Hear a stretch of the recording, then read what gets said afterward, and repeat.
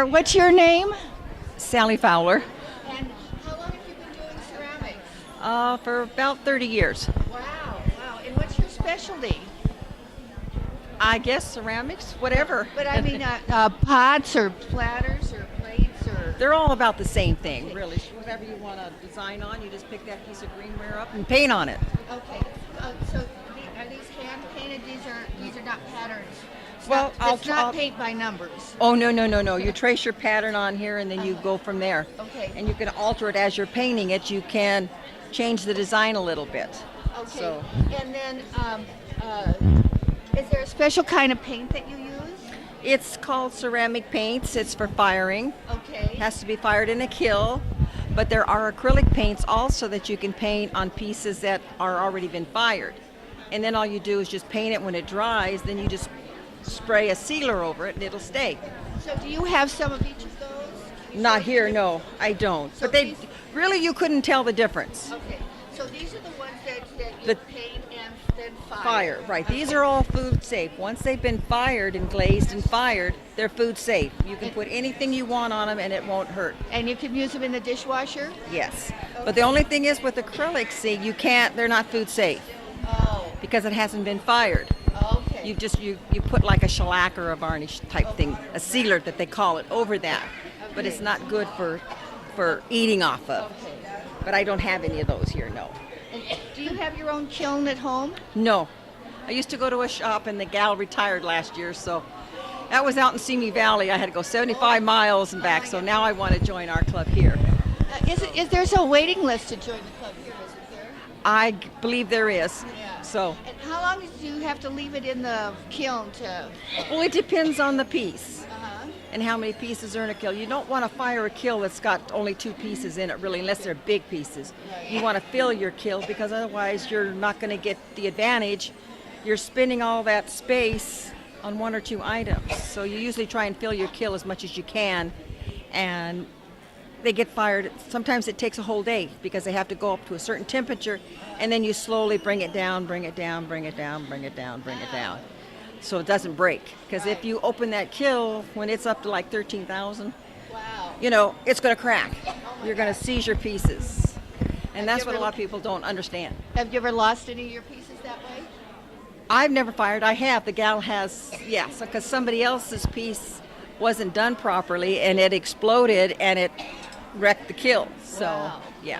But hey, you take it with a grain of salt. No matter what you do, you know, you could break it yourself. So, That's life, right? that's life, right? Yeah. Thank you very much. Thank you. Enjoy.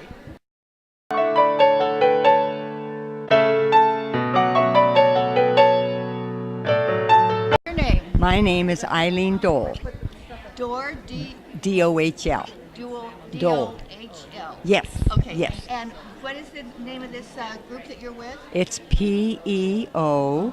It stands for Philanthropic Educational Organization. Thank you. And exactly what do you do? We raise money to help other women further their education.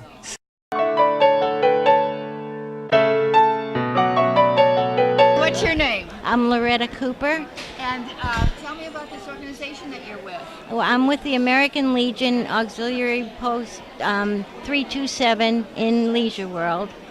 And what we're doing today is we have raffling off. And the money that we get is, as we did last year, we're buying the Peer Center at the hospital, the VA hospital in Long Beach. They take care of homeless veterans that can come just during the day to get like a meal and take a shower, but they can't stay there and they just live out wherever. And so we were able to, last year, if you see, we were able to buy all brand new sleeping bags and underwear and and ground cloths and rain ponchos, things that they would need living out in wherever, you know. And tell me about this quilt. Now, Well, I won this quilt in May from a raffle, and we decided that we were going to do a raffle this year for the American Legion, so I'm donated this quilt. So the quilt was made by a lady, I do not know which one, from our quilting bees. because we have a quilting bees here in Leisure World. And so this is one of their quilts. And this is called a flying geese pattern.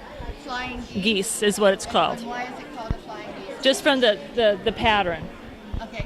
Yeah. Do you quilt? Yes, I do. Okay. Hi, what's your name? I'm Julia Langevin. And tell me about this. What are you doing here? I'm tatting, and it's something that my grandmother showed me when I was 8 years old. Wow. And what you do is you work with thread on a shuttle, Uh-huh. and you wrap it around your fingers to make the little circle. Uh-huh. And you make slip knots. Oh, I did it wrong. I've got carpal tunnel, so I'm having a little problem. But you make the slip knots on the thread on your hand. And and like I said, my hands don't always work. And when you have enough stitches, you can pull this thread and pull it enough to where you make the ring. Oh. Can you get up real close on that? Okay. And if you want to make the bridge, you have to take the thread off from your Spool. and wrap it around your finger, and then you put your knots on that, and you don't have to have a circle. Okay. And what's the end product look like? Big. Oh, this one, I made the crosses. This takes both the shuttle and the thread from the ball, but I'm also making lace, which is very fine thread, and it only works with the thread from the shuttle. And I made this about 8 years ago, and it's on the edge of my scarf that I have for my tea cart that I'm embroidering. I've got the tablecloth, and I'll probably finish that by Christmas, but I don't think I'll get the lace done before my lifetime. How long did it take you to do all of this lace on here?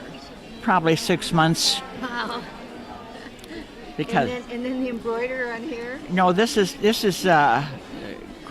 embroidering, yes. Oh, right. Yes, and it's called cut work because you cut out little areas that show on the design. Right. So, but you did all this embroidery too? Oh, yes. Oh my goodness. And I'm doing a tablecloth, which I will finish by Christmas. Wow. Wow, that's great. So here you have, look at these.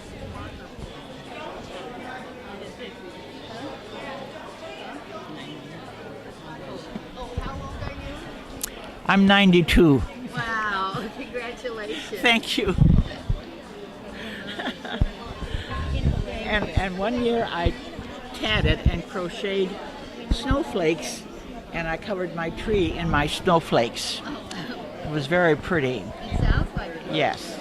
And did So- you use different colored lights or just one color light? No, I had one of these trees that had the lights already into the 3 section and 8 foot tall, and oh, you can't believe how many snowflakes I made. In fact, I had to buy some because I ran out of time and I didn't have time to make them all, so I had to buy some. Thank you very much. What's your name? John Harper, And John, how long have you been taking photographs? all my life. All your life? And have you ever won any contests with it? Quite frequently, yes. Yes. Oh, yes. Okay, tell me about these photographs here. What's Well- they talk about composition. Like, why is this composition better than, say, somebody that didn't know what they were doing? Well, what I do is rather unique. It is, I do artwork from a photograph on my computer. Oh, wow. So these are all done on a computer. Oh, and do you have a special program? Corel Painter. Oh, and that does it? No, I do it. You do it. Okay. I use their program.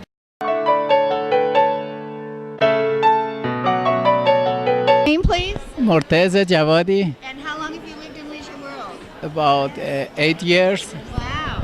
And you grow all these plants? Yes, I do have a mini farm, Mini and farm. yeah, What else do you have on your mini farm besides plants? I have a bitter melon. I have a parsley, cilantro. Oh. I can come to you and get my herbs. then. Oh yeah, definitely. Okay. And do you just do this on your own? Are you associated with any group of any kind? No, not at all. I do it by myself. Do it by yourself. You're right. And these are your specialties? Yes. Look at this. Look at this down here. What? Do you know the names of all these different plants? No, they call them succulent. Succulent, yeah. And then you just put them in. So they're very hardy here. Right. That's very nice for this weather. Yeah. Thank you. You're welcome. Tell me your name. Dorothy Adams, And how long have you been knitting? since I was 5 years old. Wow. Not continuously, but all the time. There's one here that was my original, is the spiderweb poncho. And it was published in a national magazine about 10 years ago. Wow. So you designed So that? a lot of my sweaters are designed by me, yes. Okay. Yeah, let's get a good look at those. Okay. And then what are these down here? Oh, there's assorted baby things, a lot of hats. I make all the hats, a few scarves. Down at the end there will be some shawls and some dog sweaters. At the shawl. These are the two shawls. Uh-huh. This dog sweaters. That's cute. Dog sweater. And this sweater is my prize. I just finished making this. And it has its own pattern in the front and in the back also. Wow. So And I see you also make the jewelry. there's a little bit of jewelry left, yes. Okay. I am clearing this out. I'm going to just concentrate on knitting and crocheting now. So I'm going to stop making jewelry. I used to go to the workshop over at Clubhouse 4 every weekday morning. Yeah. They have instruction classes there and all that. Is this something glass? It's all glass. Okay. And is this Slumping is the word they use to make the dishes. I Right. think there's one vendor that has some dishes. right? You take a bottle and you slump it. So it's Yeah, easy. or a square of glass, and you can layer it and slump it, make a dish. But no, these are all just regular glass. So how do you make And that? I shaped it. How do you shape it on a machine? They have grinders, yes, yeah, Okay. and glass cutters, and then I put a bail on the back. Okay. And then you have to fire it. Yes, it goes in the kiln. I use about 1500 degrees for 10 minutes to get this look. But yeah, there's different ways of doing it. And there's a different kind of a glass that you can use too for this. Okay. Hi. What's your name? Joe Sabroso. Okay. And how long have you been doing woodworking? Oh. How many years have you been doing woodworking? Well, since I started teaching, back 1970, And what did you teach? I teach furniture making, carpentry, and sculpture wood carving. Where? At where? Hollywood High. Hollywood High? Yeah. Wow. Do they still have things like that in high school? I don't think so. Aw, that's a shame. They take it out, yeah. They remove it, what? Frog? Somebody took it already. So tell me about something like this. Yeah. How long does it take to make something like this? Well, I don't count hours. I count the pieces that I finish. Uh-huh. I don't. This would take a long time. Oh no, that. Huh? It takes about a week. About a week? Yeah.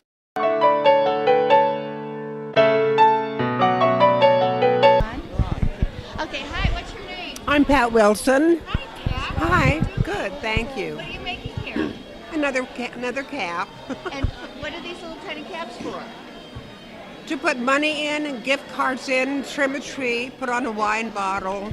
Okay, so They're very- this, you get one of these and you put money in it? Uh-huh. Okay. Yeah, hey, there's a $50 bill. Put that in there and then give it to someone. Uh-huh. Put it on a tree. Okay. And they're just $2 each. They're quite a bargain. Okay. Oh, and you can put it on a wine bottle. See,